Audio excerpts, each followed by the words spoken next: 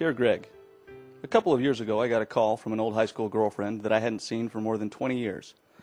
It turned out that she didn't have a place to live, and I have a pretty big place. Plus, I was having some health problems, and sometimes I needed some help around the house. So she moved in with me. But my health problems only lasted for a few months, so I didn't need her help anymore, and I figured she would get a job and a place of her own. But she didn't. In fact, she's still here. She doesn't pay rent because she still doesn't have a job and says she can't afford to pay me anything. But anytime I bring up her paying rent or leaving or doing more around the house, she acts very offended. So I drop the subject. She can be very disagreeable, and she's always borrowing money from me too. And I'm beginning to think she isn't going to pay it back. I'm starting to feel used, and I don't like it. But I can't just throw her out on the street without a job or a place to stay. But I do want to do something. I just don't know what to do. You really are being used. You're being ridden like a mule, in fact. But you also need to see that you are using her just as much as she is using you.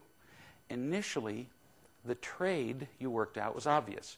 She got a roof over her head in exchange for helping you while you were having health problems. But after the health problems resolved, there was still a trade going on. Doing the math from the information you provided, this woman has to be at least 40 years old. She's not 12. She needs to get a job and take care of herself.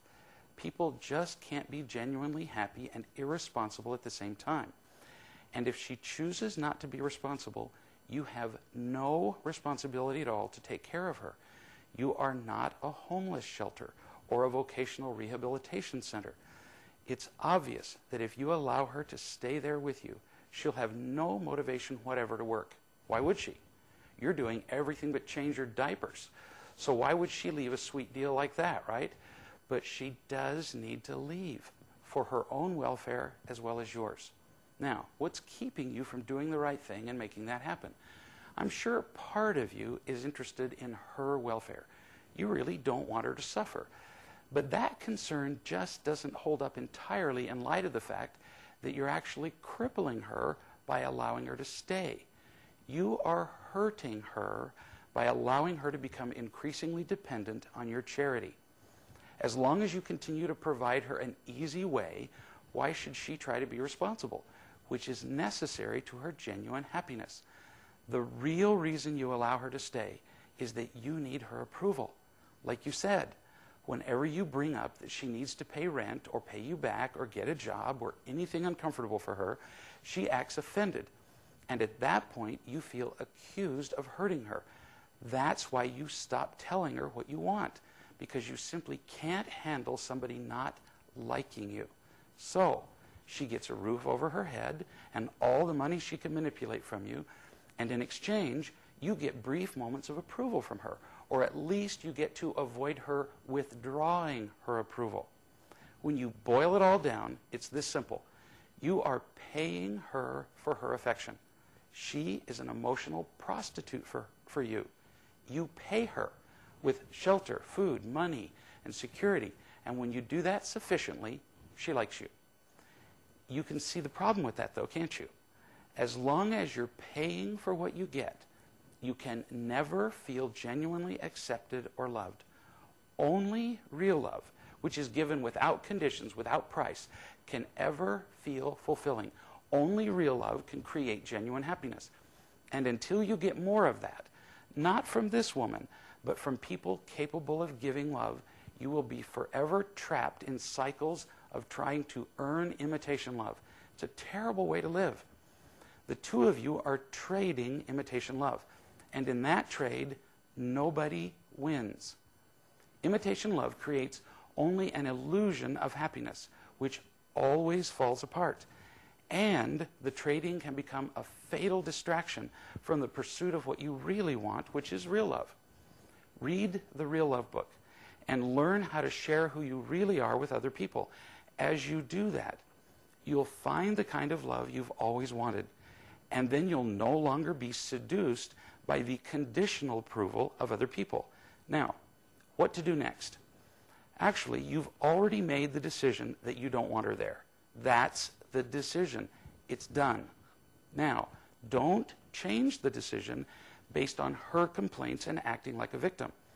Just deliver the decision to her, recognizing that she will almost certainly get angry at you. Now, what if she does get angry? So what? She's already made it quite plain that she does not love you unconditionally, which is the only kind of love that counts. That is already established. She does not love you. Do you get that?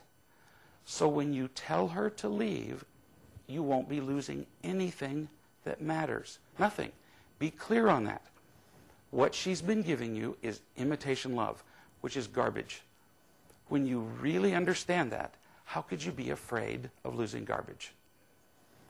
If you want to be kind to her, you could give her a time of preparation before she has to leave. But do not make that a long time. If you give her 6 months, she won't do anything till the last 2 days anyway. So there's no sense giving her a long time. That's what almost all students do with school assignments too, right?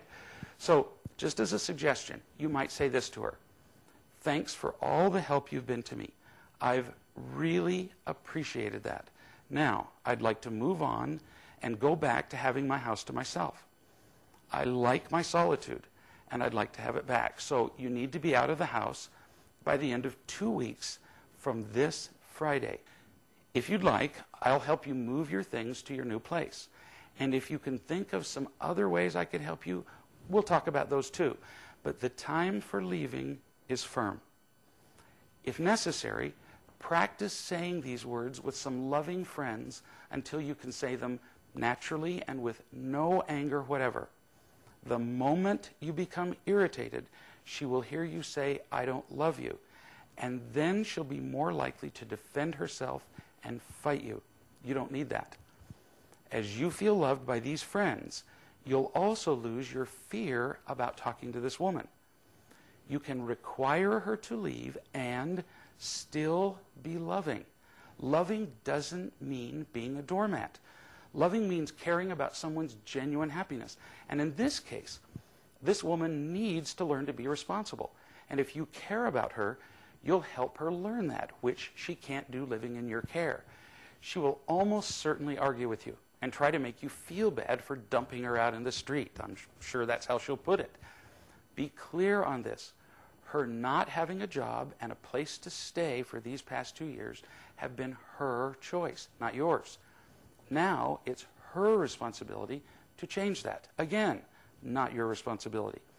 If she argues with you, do not respond to the details of her argument. She could do that with you for years. Simply restate what you require. Restate the date that she will leave and what you will offer in the way of assistance.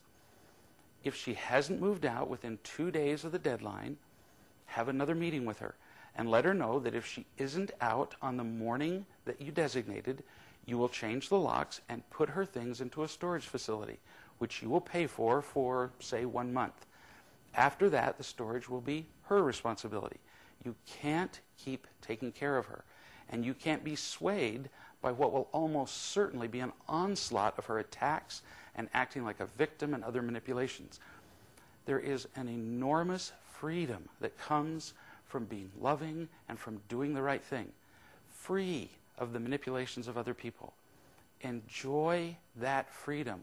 Do not be captive to this woman or to anyone else, for that matter, ever again. In real love is the ultimate freedom and power. It's always about real love.